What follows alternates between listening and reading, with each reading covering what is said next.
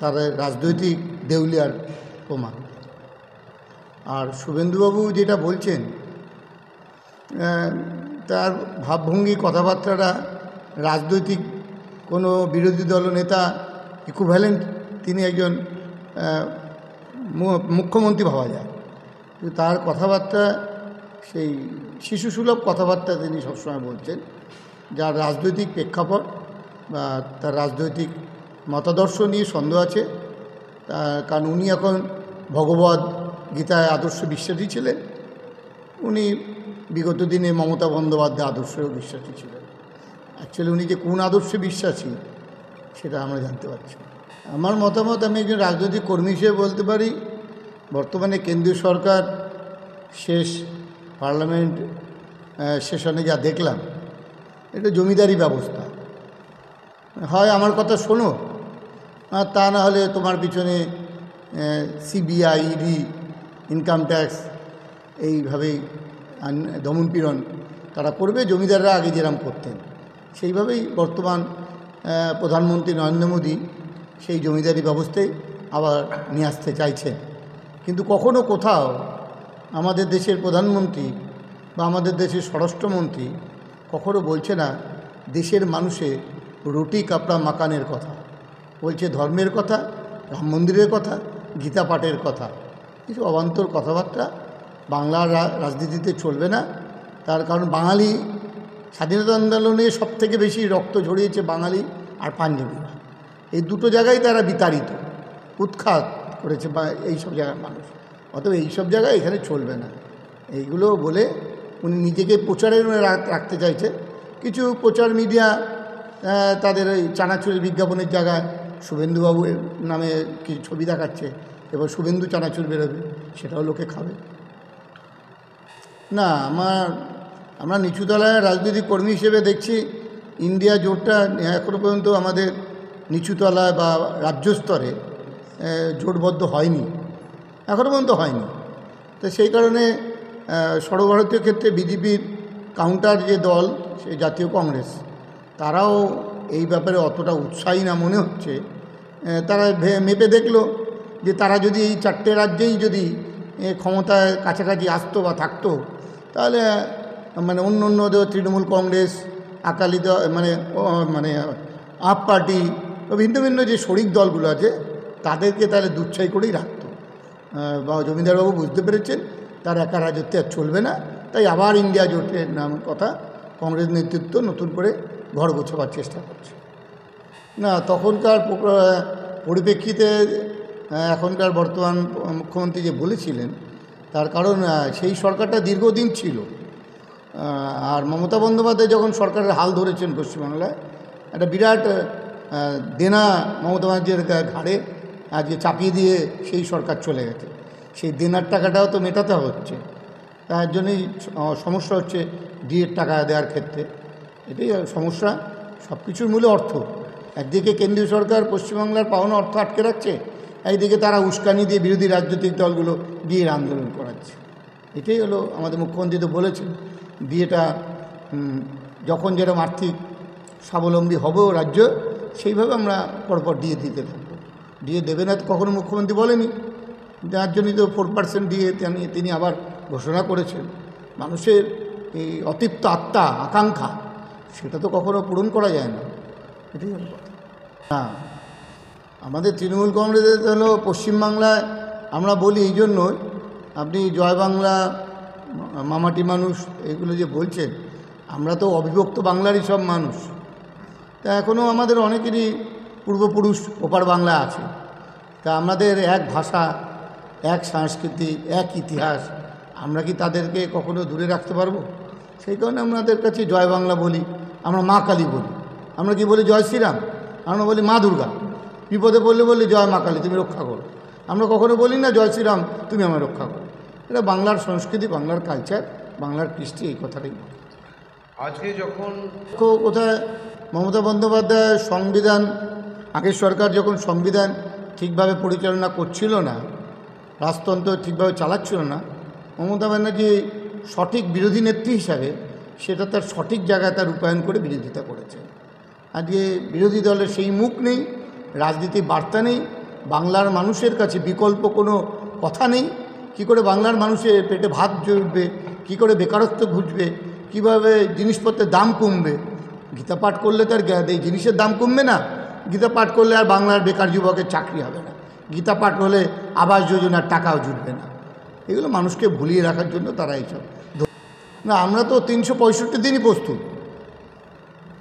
আমরা 365 দিনই প্রস্তুত। এই জন্য বললাম, আমাদের এই দমদম বিধানসভায় আমরা আমাদের নেতা অধ্যাপক ব্রাত্য বসুর নেতৃত্বে 365 দিন মানুষের পাশে, মানুষের খোঁজখবর রেখে মানুষের সাথে যোগাযোগ রাখি।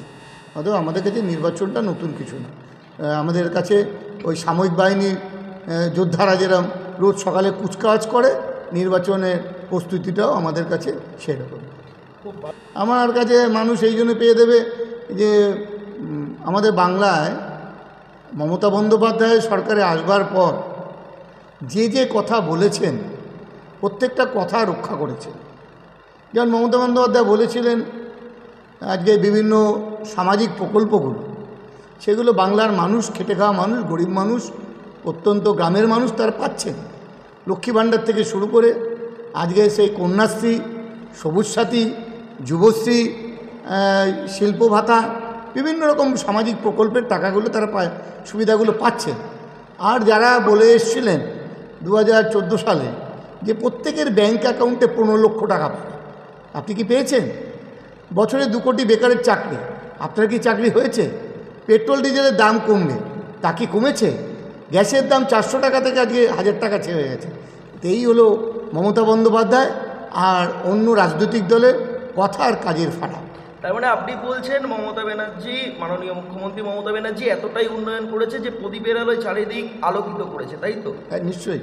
কিন্তু প্রদীপের তলায় যে অন্ধকার থাকে সেই আলোচনাটাই আমরা করতে এসেছি। আমি বলবো যে কিছুদিন আগেই আপনি নিশ্চয়ই লক্ষ্য করেছেন, যখন মাননীয় মুখ্যমন্ত্রী মমতা বন্দ্যোপাধ্যায়ের বাড়ির সামনে আন্দোলন হয়েছিল, এই আন্দোলনকারীদের পুলিশ দিয়ে অ্যারেস্ট করানো কতটা যুক্তিযুক্ত বলে আপনার মনে হয়? আমার গণতান্ত্রিক অধিকার আছে, আন্দোলন করার, প্রতিবাদ করার অধিকার নিশ্চয়ই আছে, আমাদের সংবিধান সে অধিকার দিয়েছে। কিন্তু গণতন্ত্রের একটা সীমারেখাও আছে, সংবিধানের একটা সীমারেখাও আছে।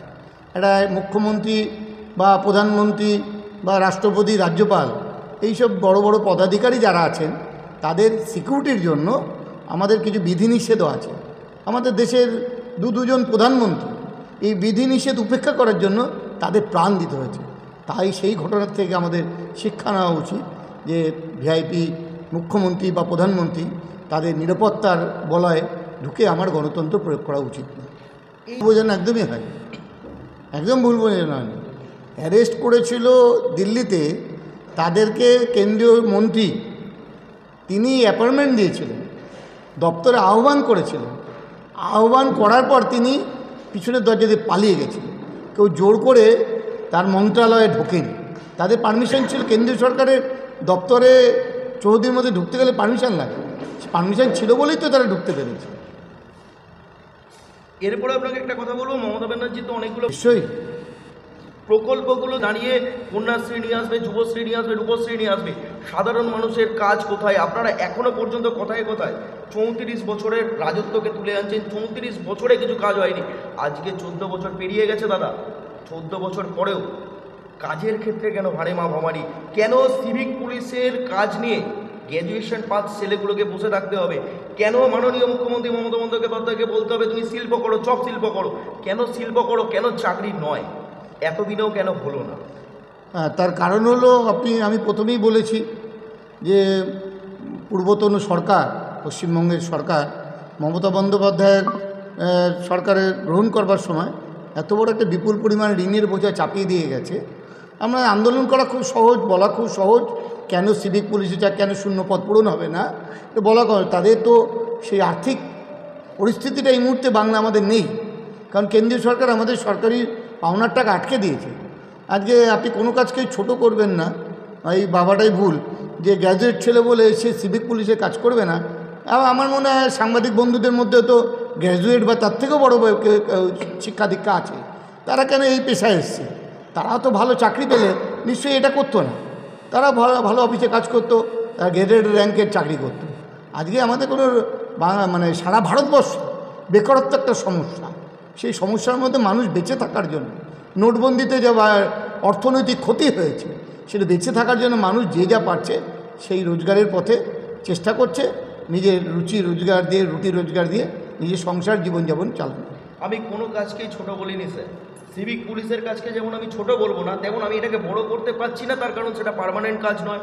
তার কারণ সেইখানে যে 9,000 বা 10,000 টাকা চলছে, আর আজকে যেভাবে মূল্য বৃদ্ধি হচ্ছে সেইভাবে আপনিও জানেন, যদি কেউ নিজের বাড়িটুকু না থাকে, যদি ভাড়া বাড়িতে থাকতে হয়, সেই টাকা দিয়ে সংসার চালানো যায় না।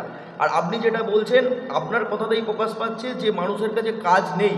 তো এই কাজ নেই, এই জায়গাটা থেকেই তো আমরা 34 বছরকে সরিয়ে আন্দোলনকে, অগ্নিকন্যা মমতা বন্দ্যোপাধ্যায়কে ভোট দিয়ে ভোটে জিতিয়েছিলাম, এনেছিলাম তৃণমূলকে। কিন্তু আজকে তৃণমূলকে আনার পরেও সেই কাজ নেই। আর কতদিন শুনবো? মানে কি আমাদের আবার 34 বছরের পরে আবার একটা সরকারের জন্য ওয়েট করতে হবে? সে এসে বলবে 34 এত বছরেরও সরকার কিছু করেনি, 68 বছরের অন্ধকার, এইটা শোনার জন্যই কি আমরা আরও 34 বছর ওয়েট করব? কি মনে হয় আপনার? না, আমার মনে হয় দেশের সাংবিধানিক কাঠামো যেটা সবথেকে বড় ইউনিট যেটা হলো কেন্দ্রীয় সরকার। কেন্দ্রীয় সরকার যদি বাংলার মতো ছোট ছোট যে বিভিন্ন রাজ্যগুলো আছে তাদের সাথে যদি সঠিক ব্যবহার করে, সাহায্য করে, তাদের পাওনা মিটিয়ে দেয়, তাহলে আমার মনে হয় একটা গাছের পাতা শিকড়ের উপর নির্ভর করে গাছটা কত বলিষ্ঠ হবে। রাজ্যগুলো দুর্বল হলে কখনো কেন্দ্রীয় সরকার সবল হতে পারে না। দেনা পাওনার হিসাব কোথায় স্যার? কেন্দ্র সরকার তো বারবার হিসাব চাই, যে হিসাবটা কেন দেওয়া হচ্ছে না? কোথায় গেল এই হিসাব? না, এটা আপনি বলছেন হিসাব দেওয়া হচ্ছে না, এই কথাটা সম্পূর্ণ ভুল। কারণ তারা ঠিক এই নির্বাচনের সময় হিসাব করে। আর কিছু কেন্দ্রীয় সরকার থেকে বারে বারে সব বিভিন্ন দল আসছে সে পর্যালোচনা করবার জন্য। কোনো পর্যালোচিত দল কি বলেছে যে কোথাও ভুল ভ্রান্তি হয়েছে? আর আমাদের পশ্চিমবাংলার বিজেপি বাদে সমস্ত রাজনৈতিক দল একটা কথাই বলছি, আপনিও আপনার পরিবারে বললে এটা প্রযোজ্য, যেটা হলো কোথাও যদি ভুল হয় সে ভুলের জায়গাটা সংশোধন করা হোক, তাকে শাস্তি দেওয়া হোক আইন অনুযায়ী। কিন্তু তার জন্য একটা লোকের ভুলের জন্য নিশ্চয়ই সারা বাংলার মানুষ বঞ্চিত হবে, এটা মেনে নেওয়া যায় না। কি মনে হয় ইডি, সিআইডি বা এই রাজ্য পুলিশ কতটা ভোটের জন্য আপনাদের হ্যারাস করছে? পুরোপুরি তাই, পুরোপুরি তাই। প্রথম কথা, এগুলো হলো কেন্দ্রীয় সংস্থা। এটা সবসময় তারা যেখানে বিজেপি দুর্বল রাজনৈতিক দল হিসাবে ভারতবর্ষে যেই রাজ্যে দুর্বল, তখন তাদের বিজেপির নামাবলী সরিয়ে দিয়ে ইডি, সিবিআই, ইনকাম ট্যাক্স এরা রাস্তায় নামে বিরোধী রাজনৈতিক কর্মীদের, বিরোধী রাজনৈতিক দলের মানুষদের হ্যাকেল করবার জন্য। কেন ইডি, সিবিআই কেন উত্তরপ্রদেশ বা অন্য অন্য যেখানে বিজেপি শাসিত রাজ্য সেখানে কেন হচ্ছে না?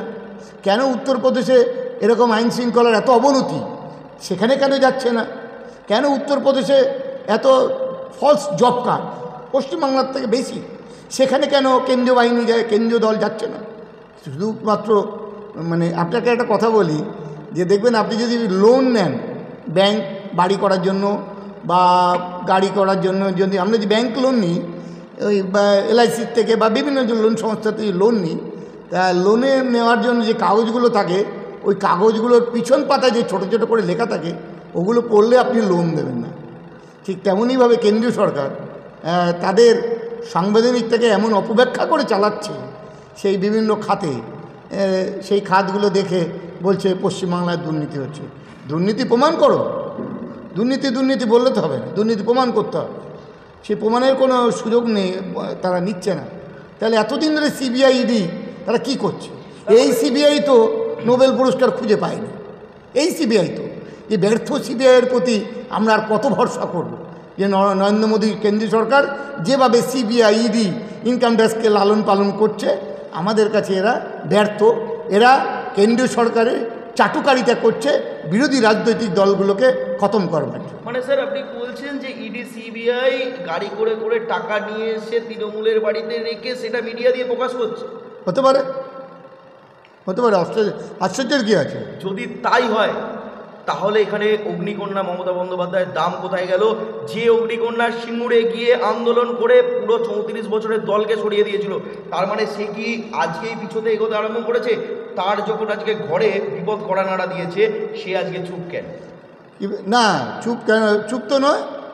আমাদের প্রশাসন, পশ্চিমবাংলার প্রশাসন, মমতা বন্দ্যোপাধ্যায়ের সরকার, আমরাও তো বিভিন্ন, আপনি দেখুন, আমি এর আগে আমার যতটুকু বয়স আমি শুনিনি, আপনি শুনেছেন কিনা আমি জানি না, যিনি পশ্চিমবাংলার সবথেকে বেশি বদনাম করছে, নোংরামি করছে, বিরোধী দলনেতা, তার নামে একটা থানায় ডায়েরি অভিযোগ করতে গেলে কোর্টের পারমিশন নিতে হবে। এই যে রিজার্ভেশন, এটা নতুন রিজার্ভেশন, এটা কোথাও ভারতবর্ষে মানে কোনো দিন হয়েছে কি না আমার জানা নেই। এখন সেই বিরোধী নেতা যদি কাউকে খুনও করে, কোর্টে যেতে হবে তার নামে এফআইআর করার জন্য পারমিশন নিতে গেলে। আগে পারমিশন নেব, তারপরে যাবো এফআইআর করতে, বলবো আমি তো, তারপরে এফআইআর পারমিশন আসতে আসতে তিনি বিপদমুক্ত হয়ে যাবেন। আপনি যেটা বলছেন সেটা সমস্যা, কিন্তু সেই সমস্যার প্রতিবাদ কোথায়? আজকে যদি প্রতিবাদ না করেন, সমস্যাটা কি আমি ঘরে বসে বললেই মিটে যাবে বলে আপনার মনে হয়? না, বাংলার মানুষ তো মমতা বন্দ্যোপাধ্যায়ের কথা, মমতা বন্দ্যোপাধ্যায় দলের কথা বিশ্বাস করছে বলেই তো প্রত্যেকটা নির্বাচনে মমতা বন্দ্যোপাধ্যায়কে ভোট উজাড় করে ভোট দিচ্ছে, এটা তো প্রমাণিত। বৃক্ষ তোমার নাম কি, ফলে পরিচয়। কিন্তু 2024-এর আগে মনে হয় না একটু ভয় পেয়ে গেছে? আগের বারে কিন্তু মমতা বন্দ্যোপাধ্যায় বলেছিল সিপিএমকে খুঁজে পাওয়া যাচ্ছে না, যাকে খুঁজে পাওয়া যাচ্ছে না তাকে টর্চ মেরে খুঁজে বার করে তার সঙ্গে জোট ইন্ডিয়া।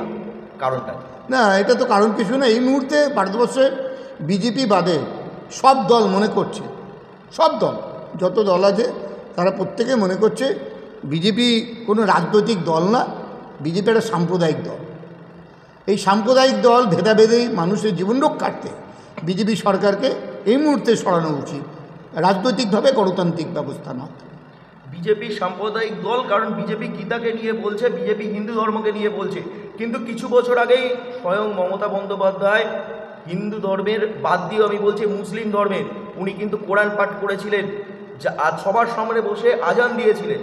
সেই সময় যদি রাজনীতিক রং না লেগে থাকে, আজকে হিন্দু ধর্মের যদি কেউ গীতা বা গীতাকে নিয়ে বলে, তাহলে রাজনীতির রংটা লাগছে কেন? সে কি হিন্দু ধর্ম বলে বলছে বলে? না, মমতা বন্দ্যোপাধ্যায় কোরআন নিয়ে নামাজ পড়ছে এটা বলছেন, কিন্তু মমতা বন্দ্যোপাধ্যায়ই তো ভারতবর্ষের মধ্যে একমাত্র মুখ্যমন্ত্রী যিনি দুর্গাপুজোর কার্নিভাল করেন পৃথিবীব্যাপী যার প্রচার। তার মানে দুর্গাপুজোর কার্নিভাল করছে মানে হিন্দু ধর্মকে প্রশ্রয় দিচ্ছে? শুধু না, মমতা বন্দ্যোপাধ্যায় কোনো ধর্মের লোক না, মমতা বন্দ্যোপাধ্যায় সর্বধর্মের লোক। কারণ এই যে এখন ক্রিসমাসে তিনি চার্চে যাচ্ছেন, মমতা বন্দ্যোপাধ্যায় কী বলেন, ধর্ম যার যার, উৎসব সবার, সেইভাবেই তিনি সব ধর্মের মধ্যেই যান। স্যার, একটা ছোট্ট উদাহরণ আমি আপনাকে দিচ্ছি। রামকৃষ্ণদেবকে নিশ্চয়ই জানেন, যাকে হিন্দু ধর্মের প্রাণ পুরুষ বা হিন্দু ধর্মের ঠাকুর বলে মানা হয়। তিনিও কিন্তু যখন জন্মেছিলেন, যত মত তত মত বলার আগে তিনি খ্রিস্টান ধর্ম গ্রহণ করেছিলেন, তারপর মুসলিম ধর্ম গ্রহণ করেছিলেন। এবং আপনার জানা আছে কি না আমি জানি না, তিনি যখন মারা যান তিনি কিন্তু আর হিন্দু ধর্মে ফিরে আসতে পারেনি, তাকে মুসলিম হয়ে মারা গেছিল। সর্বধর্ম নয়, সমন্বয়ের যে শিক্ষা দিয়েছিলেন রামকৃষ্ণদেব, তিনিও কিন্তু মরবার সময় বা শেষ যাত্রায় মুসলিম হয়ে গেছিলেন। আমি বলছি, তার মানে আমি সর্বধর্মে যেতে পারি, আমি সর্বধর্মে আস্থা রাখতে পারি, আমি কি সর্বধর্মকে কাঁধে নিয়ে একভাবে চলতে পারি? কোন ধর্মে কোন জায়গায় এটা লেখা আছে যদি একটু আমায়? না, কোনো ধর্মেই, যত ধর্ম আছে সব ধর্মই কিন্তু মানুষের জন্য ধর্ম, মানুষকে রক্ষার জন্য, সমাজকে রক্ষা করার জন্য। রামকৃষ্ণদেব যখন মারা গেছেন আপনি বললেন, তখনকার ইতিহাস আমি বলতে পারবো না, কিন্তু রামকৃষ্ণদেব তো দেখেননি যে তাকে হিন্দু মতে তাকে দাহ করা হয়েছে না মুসলমান মতে তাকে কবর দেওয়া হয়েছে, তিনি দেখে যেতে পারেননি।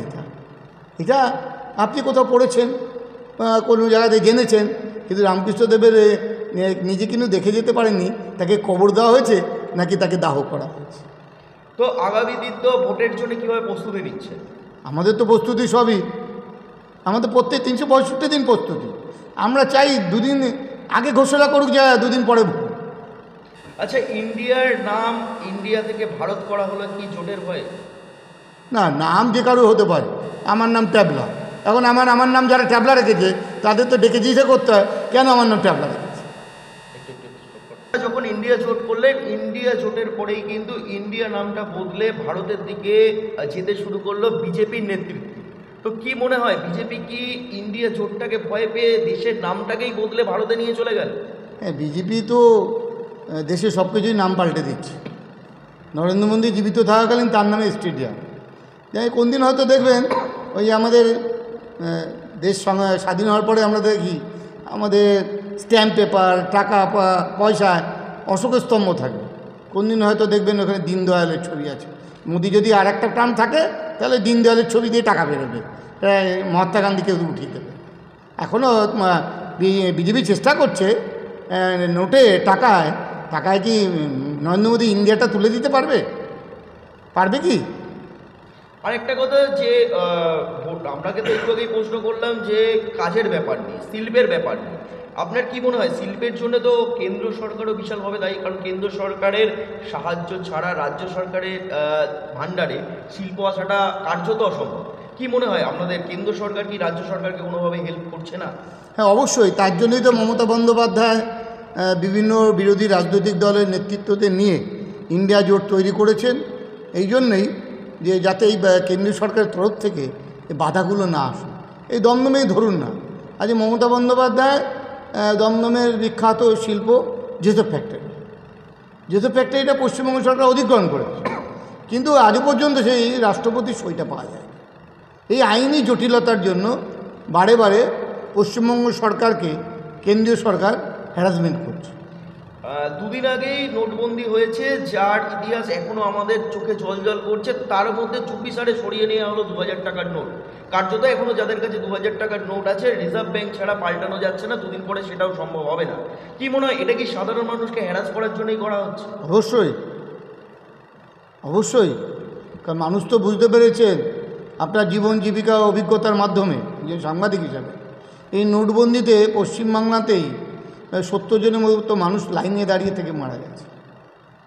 আপনি নিজের জীবন জীবিকা উপলব্ধির মাধ্যমে এটা বুঝতে পেরেছেন।